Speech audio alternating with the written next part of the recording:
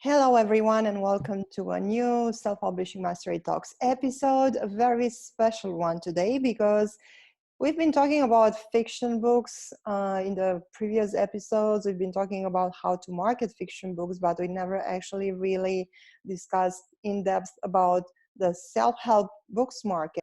But luckily, I have a dear friend who is also a very successful author. He's a life coach.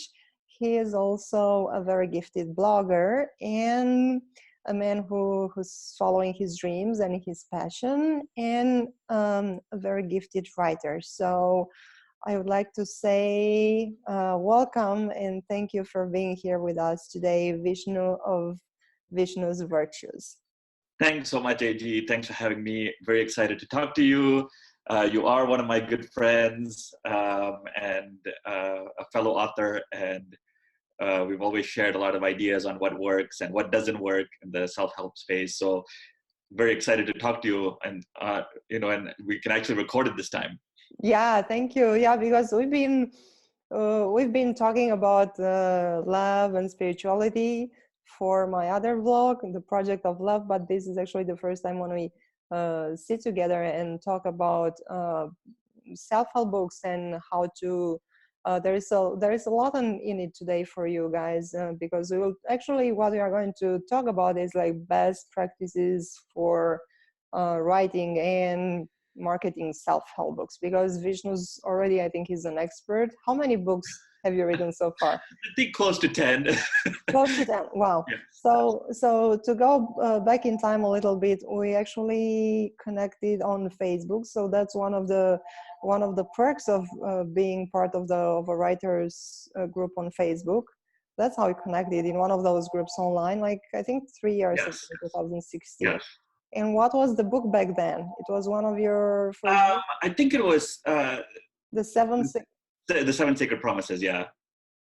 Yeah. So that, yeah. So, and then Vishnu was looking for beta readers and reviewers, and I said, yeah, let's do it. And then we kind of realized that we are living really in close by neighborhoods. So we got a chance to meet in person.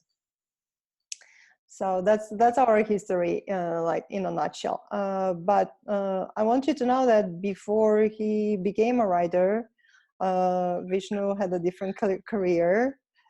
He was a lawyer. Yeah. I'm trying to forget that about part of my life. But yeah, I used to be a lawyer and I used to be representing people in court. Mm-hmm. And I am very happy that I'm not doing that.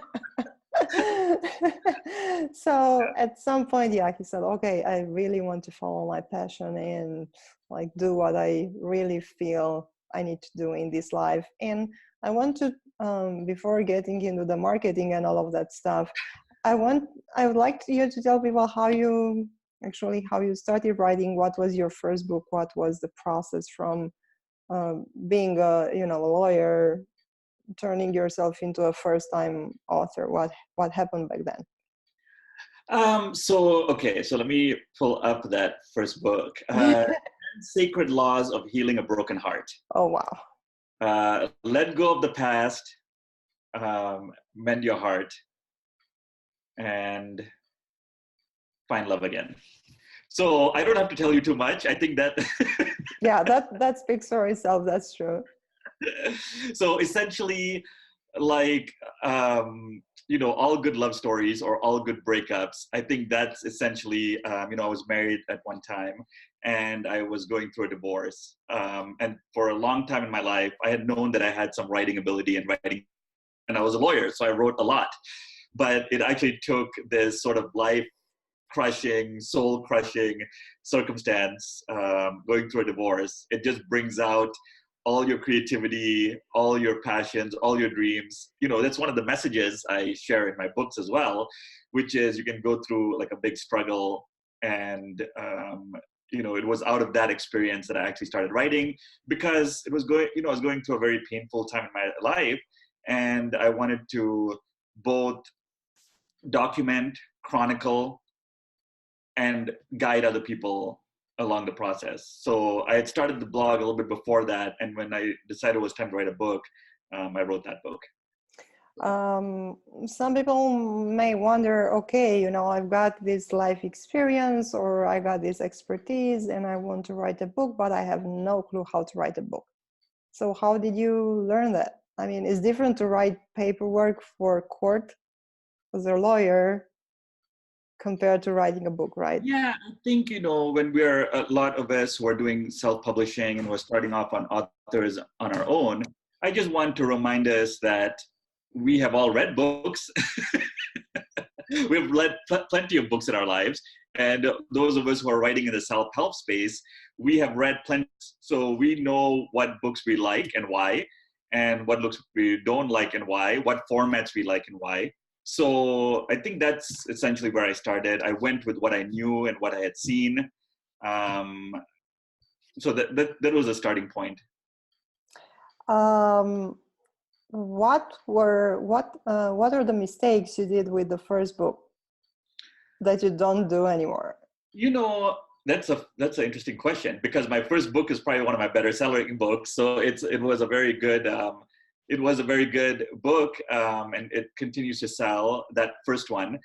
So what would I have done different? I think people, believe it or not, they complain that it's too short. They said it's good, but we wish it was longer. So how many words is the book? I think that book was closer to like 20,000 words. Okay, yeah, that's a short read, definitely, yeah. How it was, once I heard about the self-publishing and knew that I could put out the book on my own, I heard about it on a podcast. I heard about it, maybe even on a podcast. I think his name was Kimanzi. Kimanzi. He's Kimanzi Constable, I think, be a bread delivery driver. And then he came out publishing books. And I just heard about this on a podcast one day, or some kind of a video. And immediately I thought to myself, okay, hey, I could do this. I have a story. And I just did not, after I heard this idea, I just sat down, and like I had been blogging before, I was like, I'm just going to sit down and write everything that I know about this topic and just sort of get to the point and get it out there. And I did it in like maybe in like a week. I just sort of put everything that I knew out there. So I think, okay, so if you're asking me what I would do differently, then I would probably say give myself a little bit more time to brainstorm a little bit more, to add things that I had not thought about. I just thought like, hey, I want to get this book out. It's done. It's everything I know on this topic. But of course, now I've written several other books on this topic, and I'm like, okay, I didn't cover everything in that first book. So I would have given myself more time. I would have explored more topics. I would have thought about the questions my readers had. I would have been talking more to my community. And these are all the things that I do now. Okay, so yeah, I think we need to break all these things down, because there are like a few key points I want our viewers to have once we wrap up our conversation. So I understand that what prompted you in the first place to write your first book was your personal experience, and also your desire to be of service and help other people who go through a similar experience. So I guess my question is, how do you choose your topics? I mean, how do you do it nowadays? And what's the best way to actually come with a topic for a self-help book? Because I mean, maybe someone is interested in something, and then there are only 10 people who would be interested in that topic. So when you decide to self-publish, and when you plan to be a full-time author, then obviously you need to write books that sell. So how do you find that sweet spot between what you are passionate about and what people actually need? Okay, I love your question. And I feel like this is going to be the most important thing I can say, because I don't really consider myself an expert per se, but once you write 10 books, okay, sure, you have some experience. And here is the thing that I've really found, and people may not know this, and especially first-time authors, especially personal development, especially self-help authors. So I'm talking to all of you out there, right, who want to write your first book.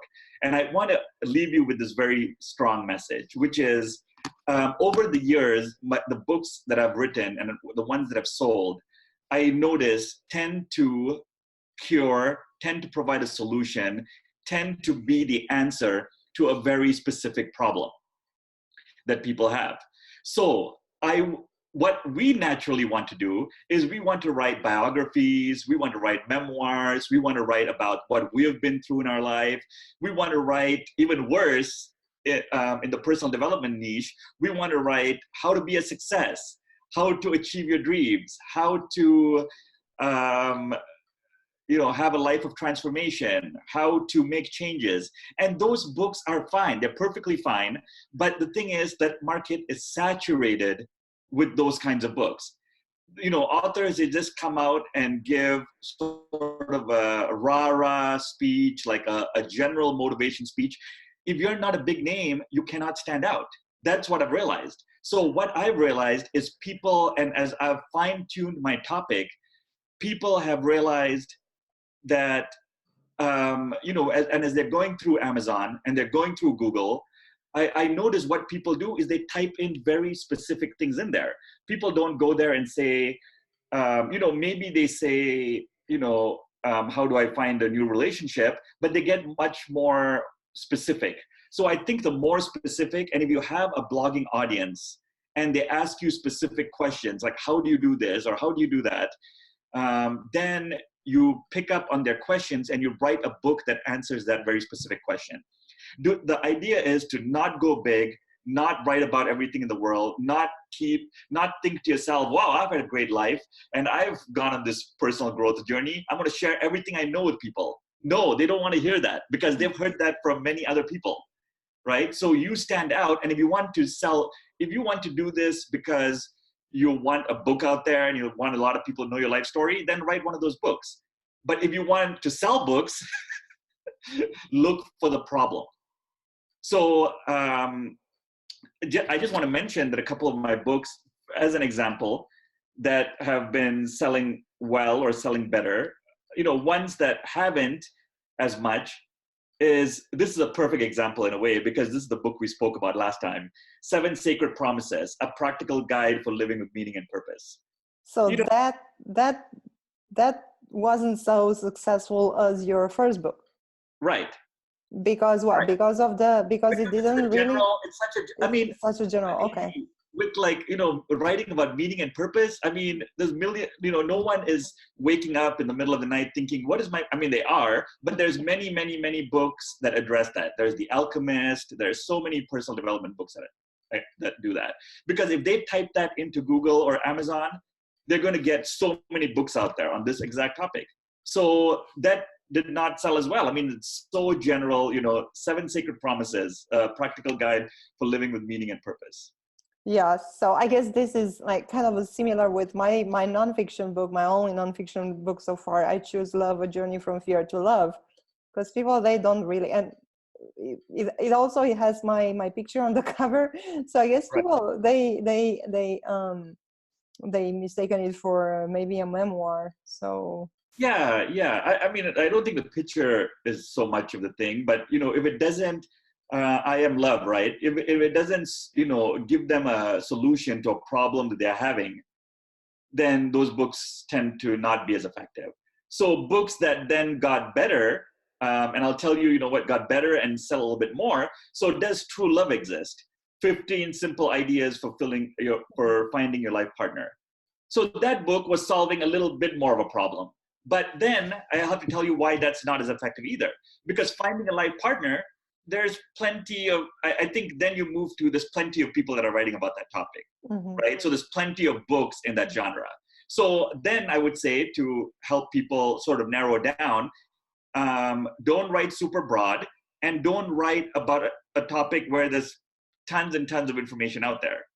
So finding a life partner, many people write books on that. You read it in Cosmo magazine, and you read it in lots of magazines, and you find that information in lots of different places. So I found that topic, even though it sold better, it was solving a problem.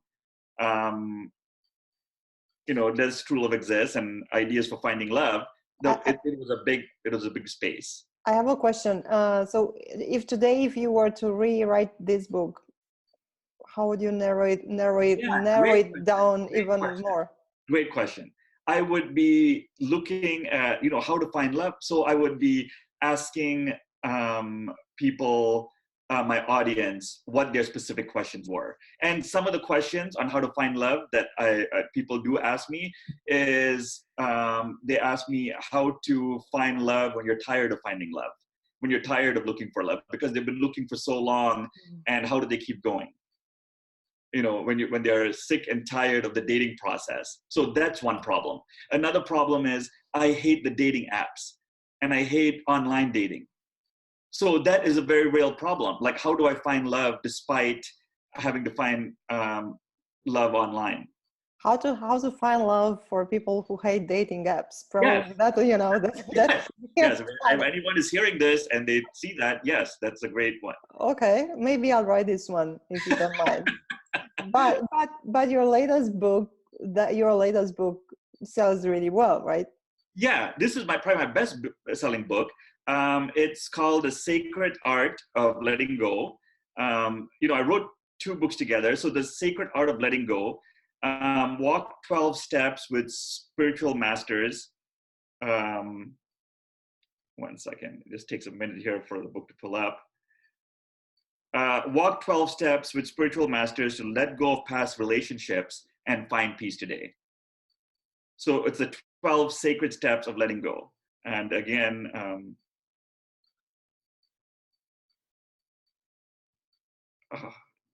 let's see, the title keeps going away here for me. And it's essentially a book on how to walk 12 steps with spiritual masters on how to let go of past relationships. So that is an issue that people said, like, okay, I want, when I was talking to them about finding love and finding a new relationship, they kept saying, but how do I let go of the past relationship? So what I did was, I had a lot of thoughts on that. I have a lot of ideas on that. But I also looked at, because I'm also, similar to you, a spiritual person, and I followed a lot of spiritual teachings. I went and looked at what the Dalai Lama and what Michael Singer and what different spiritual teachers, Gary Zukav and others said about different aspects of letting go. And so this was a specific book for people who are trying to let go of past relationships, because that is a question that people are regularly asking themselves. Like, okay, maybe I need to find love, maybe I need to move on, but I can't do it because I keep thinking about the past and I keep going back there. So it was a very specific and solution-oriented book for my market. And that is the one that's really selling well today. Okay, so then let's say that somebody has an idea for a book and narrows it down to make it more specific, and then how do you validate that idea? What's the next step? After they have the book and after they have the book idea, okay, then the next step would be, I think it's to collect all of the different questions that people have on that topic. So that's why I think research is important in these topics, right? Because when you get what the big question that people are asking you is, and you sort of have a closer idea on that, what are the many different ways, intricacies of that? How do you let go when you can let go? How do you let go when the past feels so heavy? How do you let go when the memories keep coming up of the past? People are asking me, so how do you find that out? So short of talking to your, and we may not have big lists, we may not have big audiences. So what you have to do is become a very good detective of people talking about your topic. And wherever they go, if it's about whatever the issue, if it's about weight loss, or if it's about relationships, or if it's about health, or or changing careers, go there and find out what the different questions that people have are, and what the different topics that people have are within that topic. And then you sort of put all of that together, and in a way that almost becomes my chapters. What are the specific issues that people are having in each area, and that can almost serve as the so it takes a lot of listening. And how do you listen other than looking on places where people are online? That's why a blog is so great. So when I started blogging, people started giving me feedback both on the comments, and when I sent out an email, they would reply to me telling me, I know what you're saying, but how do you do this? Or I know what you're saying, but it's been so many years, and I don't feel like there's hope for me anymore. So it's like I'm so tired of holding on to the past that I don't want to. I feel like my past will repeat in the future. These are things that people said to me, and I said, okay, thank you. I answered their questions, and then I would also make that as a chapter of the book. Okay, we will talk about your blog a little more, but so for people who don't have an audience yet, and they don't have a blog, so where can they go online to do this research? For example, go to blogs that have a lot of engagement. Go to Amazon Books. Amazon Books is actually a great place. I heard this tip once before, and I'm just sharing it with you.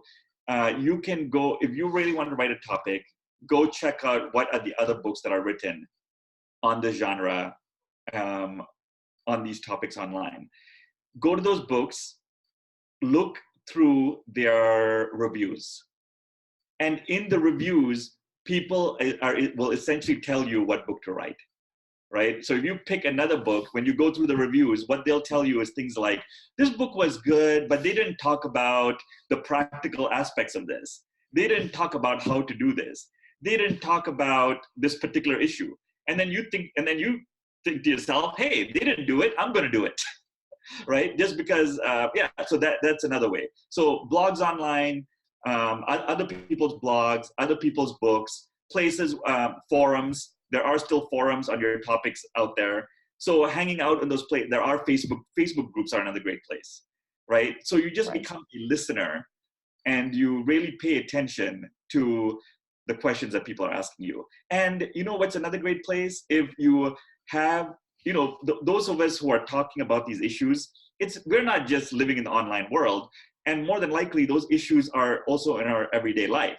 We probably have a large network of people, or even a small network of people. You are in my network. I have a few other people in my network who I'm regularly talking about these issues about. And relationships is a good one. We talk about that a lot. Yes, we are. And we are trying to figure it out, and we ask ourselves questions. And those questions are legitimate questions. So people within your inner circle are always asking you questions. So that's a place too. You don't just have to be online. You can also listen to real people having real conversations. If you have a friend who's always calling you up and saying like, I don't know what to do about this. Like, I just need to get more fit, or I just don't know what's wrong with me. I just feel like there's something wrong with me and I can't find a relationship, or I am just tired of my job and I don't know how to, whatever it is they say, they're probably giving you lots and lots of questions and research. We just don't think of it as research. So when do you know that you've done enough research? Because some people, they may fear, this is a kind of like a bottomless pit, once you start getting into it, you cannot stop. Okay, I think what you do is I just keep it on like little index cards like this, and sort of each one becomes a different chapter. And what I do is, if I, I'll just pick a number, 7, 10, 12, 15 chapters, and I will just look for the same questions. And once you start hearing the same, there's not a bottomless pit. The pain points are a few. And if you just pick up, and I think that the idea is, and the strategy is, look for common questions, right? So it's almost like it's a survey, so you don't put every question in there. It's what are the ones that keep coming up. Okay. So that's when you know that's a real pain point for people. What is your strategy for choosing the titles of your books? Um, Sometimes, more recently, the titles is, I think what I tend to do, because it's all based on what my clients want. And I almost try to write the titles these days based on the question that they have or the solution that they're looking for, and using it in their words, right? So I would start there, use them as because if they're asking these questions in their head and then they see these questions on your book title, then that's the book that they're going to pick, because they're like, yeah, how do you lose weight in 30 days? How do you lose weight after the holidays? How do you find a relationship after a divorce? Okay. So tip number one is to figure out their words that they use and come up with a title. And tip number two is, once you have it, write out, like I try to do, about from 20 to 50. I write them out. And then another great tip is, we are writers, we know other writers. So once you have your best 5 or 10, and I've done this with you in the past, I've sent it to other writers and said, what do you think? What sounds the best here? So what you're doing is a combination of, and ideally if you have readers, you would ask them too, right? So it's a combination of what your target reader market wants, what you think, and what the ideal buyer wants.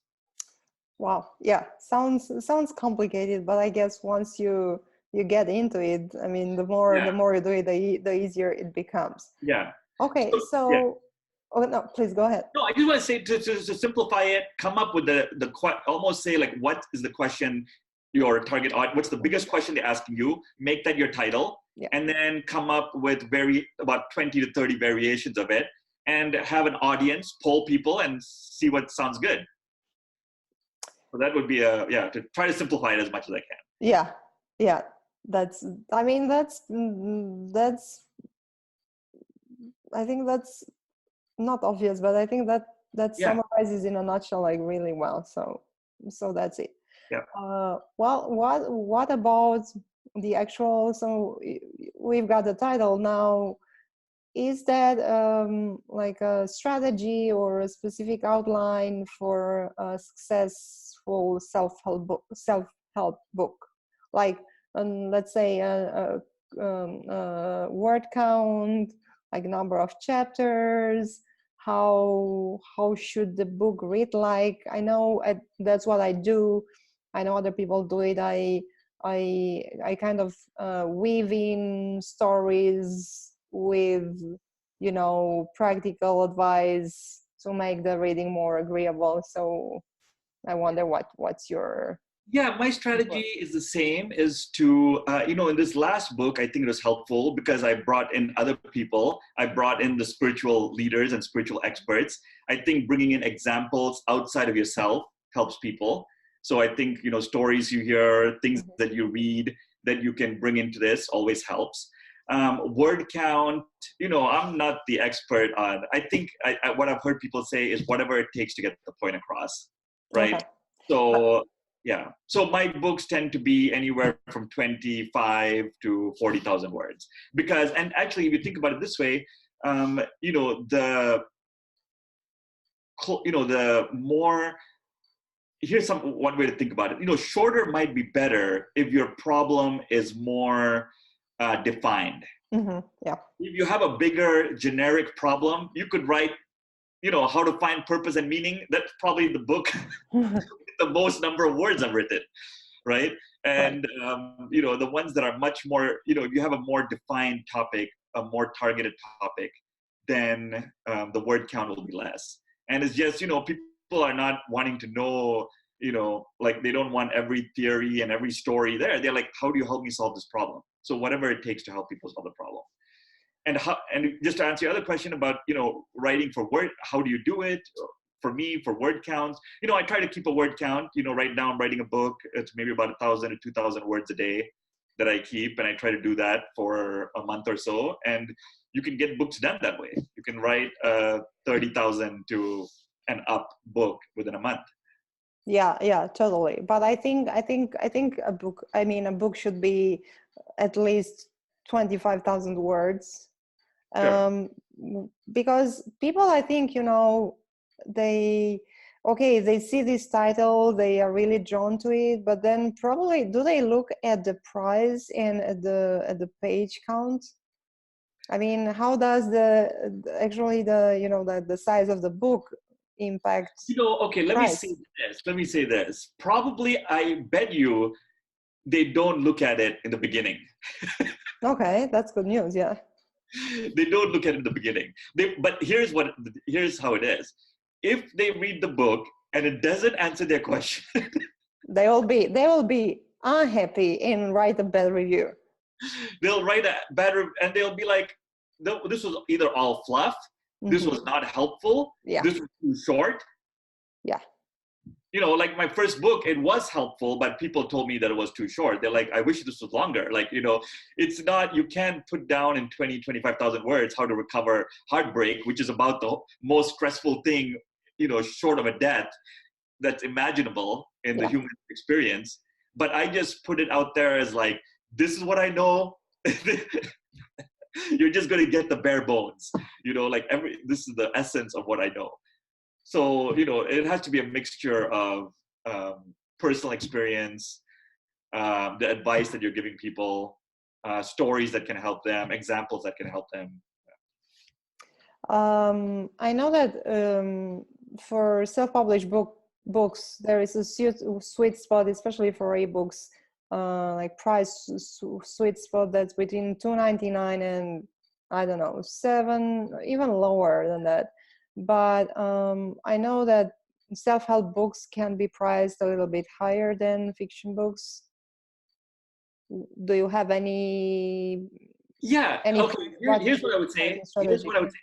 Yes. I mean, my strategy is to keep it at the $2.99. 2.99. The book that was selling a bit better than all the others, the Current Art of Letting Go, I did price it up a little bit higher, and I noticed the sales go down just a little bit.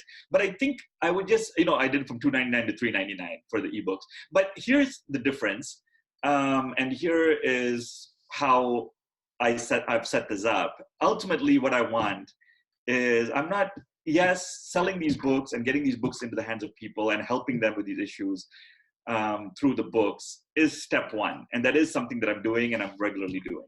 But ultimately, what, for me, my strategy is, and what the business model is, and what I really truly enjoy is coaching people. So my strategy is, let me get this book out to as many people as I can. And, sometimes if people even email me about something or a question, I might just send them the book because I want them to read it. I want them to get help from it. And maybe I want them to hire me Yeah. as a coach. Yeah. So, I think my strategy may be different from just a regular author who's just trying to sell books. As far as pricing strategy, and just have the business. Like, I actually, for a couple reasons, and I'm not just saying this, I enjoy the coaching, but I think the other great thing about coaching is you are talking to people and you are really understanding their problem, and it gives you many more opportunities to write better books that solve even more like minute, distinct, defined problems.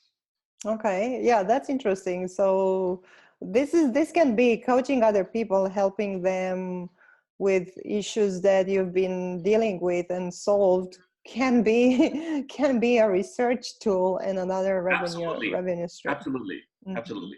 What's another great research tool? And I don't know, we're going to talk about this later, but just one of my favorite tools at the moment. So I'm talking about it all the time, but I'm living Instagram at the moment.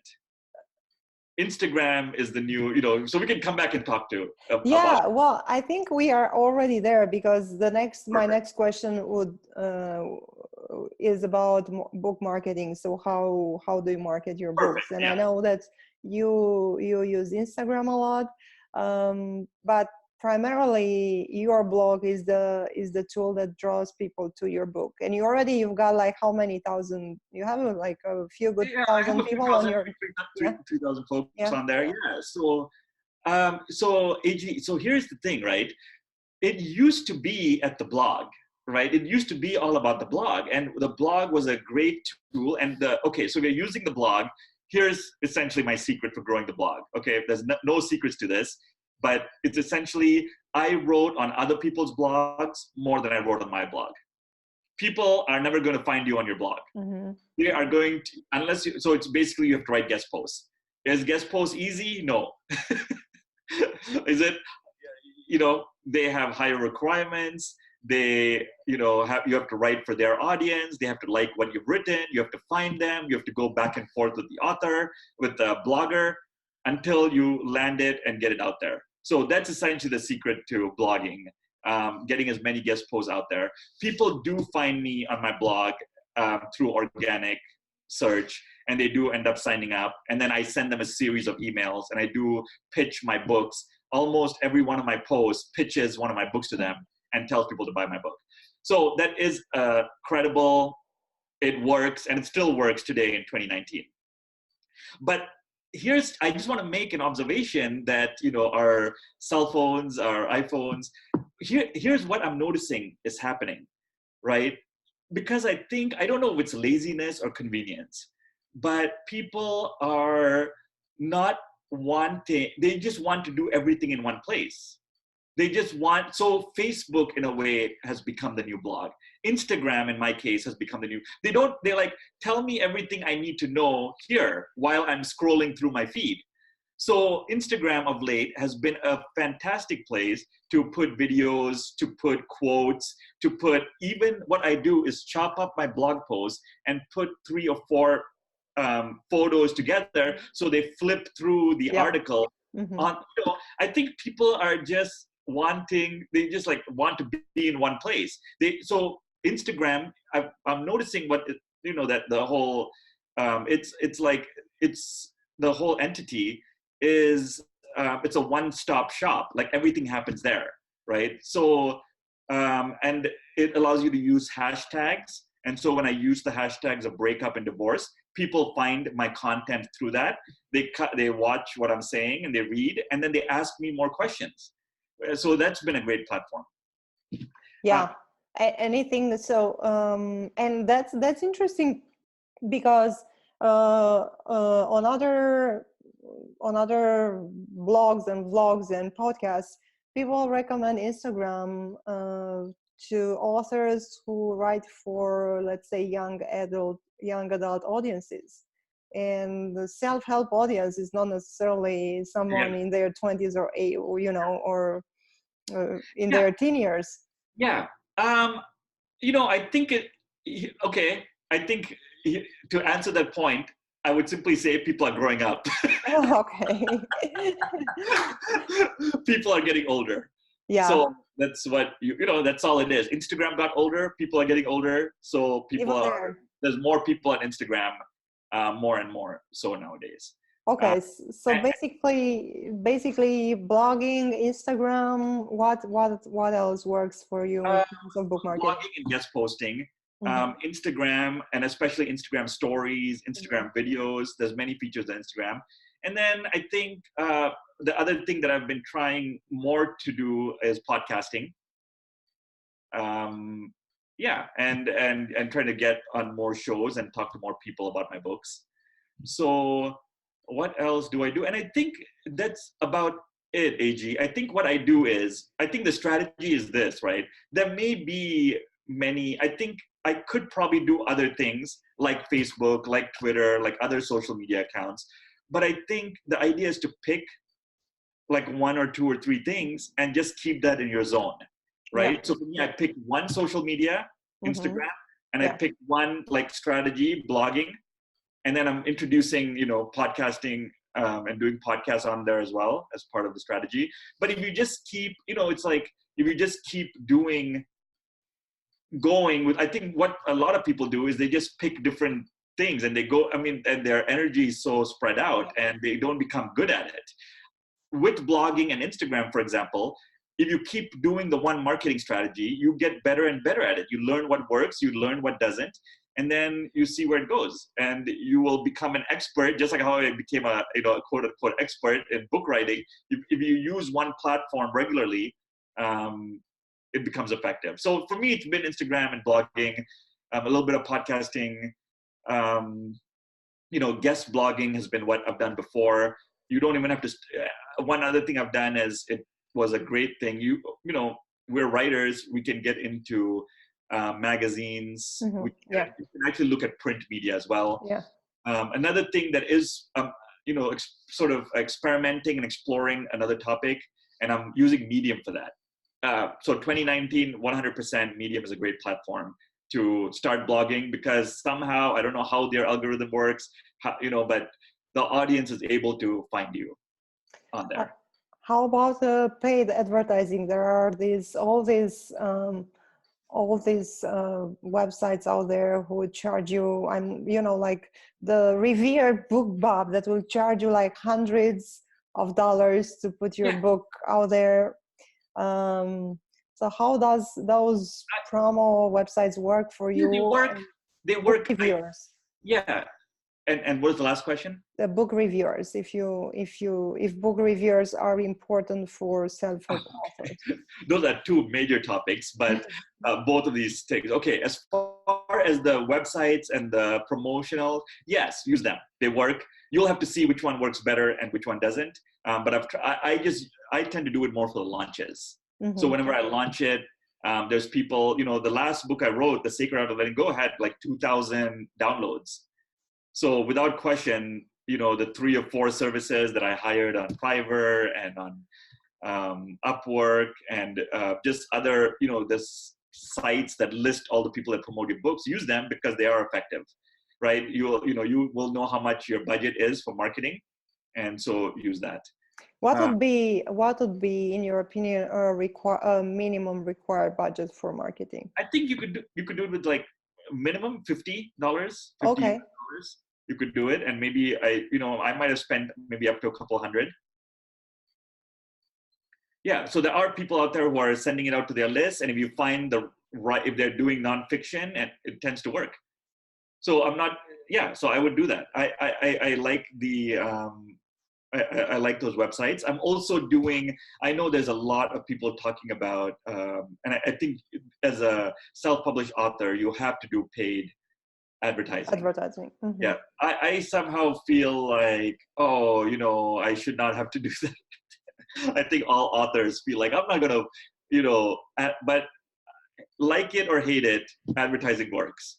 So I've started experimenting with Amazon ads. My sales have probably doubled, so I should probably not complain. It gets me. I sell twice. It sells me twice the number of books. And if my goal, and even if that erases my profits, if more people are getting a hold of my book, more people are learning about me, and more people hire me for coaching, then it's working for me. Yeah, well, that's a whole different topic. I think we should get into it some other time. Yeah. Because I know people who struggle with with Amazon ads, especially if they don't pick their keywords manually and they just let Amazon pick their keywords. I'm not the expert on it. Maybe you can have a Amazon person on to get more into Amazon. Yeah, ads. But you get results. So obviously you're doing something right, and something that other people don't do. So that would be interesting to know. Last thing, I want to talk about reviews, just because. So how about the reviews? It's very important, and everything, AG, comes down. I mean, everything that we do. I mean, here's the thing, right? Here's some wisdom for everyone, for all the writers out there and all the authors. You're hearing it from me. You may not even like me saying this because I don't like this. We are introverted people that do not want to deal with other people. We just wish we could do our work and that would be it. Unfortunately, it doesn't work that way. Mm-hmm.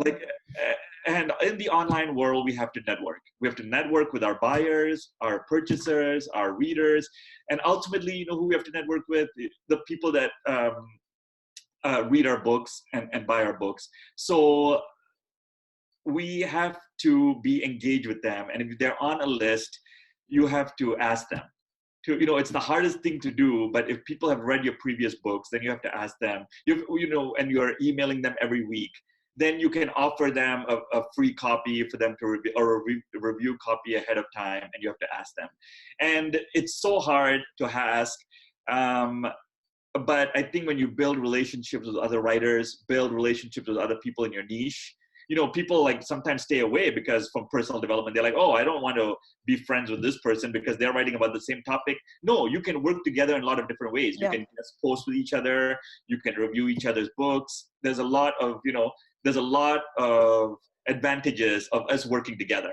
You invited me on your podcast. We talk about book ideas. We talk about, reviews. We talk about, lots of different things to help us promote and get the word out. So the bottom line on reviews is you have to ask your audience, but they're not going to do it unless they know who you are and unless you have a relationship with them. If they don't hear from you for months and then you say, can I get a review? They're not going to really respond well. And the last thing I would say about reviews is have a target of how many you want and double that number, because if you ask 10, you'll get 5. If you ask 20, you'll get 10. That's what I've noticed. Wow, so many great and useful insights on this conversation. I knew it was going to be like that. So what is your launch strategy right now? So do you have a plan, like a yearly plan where you say, okay, I'm going to release a certain number of books a year? How does it work for you? I wish I did. I would say I do about 3 to 4 a year. Mm-hmm. Okay, yeah. I think that kind of works very organically, and it kind of works, AG, on just, believe it or not, I can't believe this is the strategy, but I am on Instagram. I am in a place where people can find me. So I listen to what they say, and if a lot of people are saying the same thing, I think to myself, oh, here's a book topic. I need to write about this, because they're asking me lots of questions. And as you're getting lots of different, questions out there, and inquiries and thoughts and struggles, that's when it starts bubbling up. And then you're like, okay, this is something that I need to be talking about because people are struggling with this. So it's different from how I did it before, where I one day got inspired, like the Buddha, or, I'm sitting, I'm like, oh, that would be an interesting topic to explore, or that, that is my entire message to everyone today. Do not go with what you feel like writing and what inspires you and what your message to the world is. I mean, that is all helpful. Go with what your audience wants, because it's, you're trying to be successful and sell books. If that's your goal, go with what your audience wants. If you want it to do it because you want to leave a legacy, or you want, lots of people to know that you wrote a book, or for any other reason, then sure, write a book on whatever you want. But I feel like I'm talking to you about how to sell books and how people will buy your books. And these are some of the strategies that, to actually get people to buy. And strategies that work for you, and I'm sure that can work for everybody else. Oh, so that was so great. Thank you so much. I think we could go on for another hour or two. Maybe I think you should be on our next self-publishing mastery summit anyway. We are planning a love summit. Yes. For the fall. Yeah, we need to discuss about that. That's different. But I think love is an important part of being successful as an author, because unless you love what you do, and unless you love people and you love writing, then probably you won't be as successful as you could be if you felt that love. So I just want to say one thing along those lines. Love is good.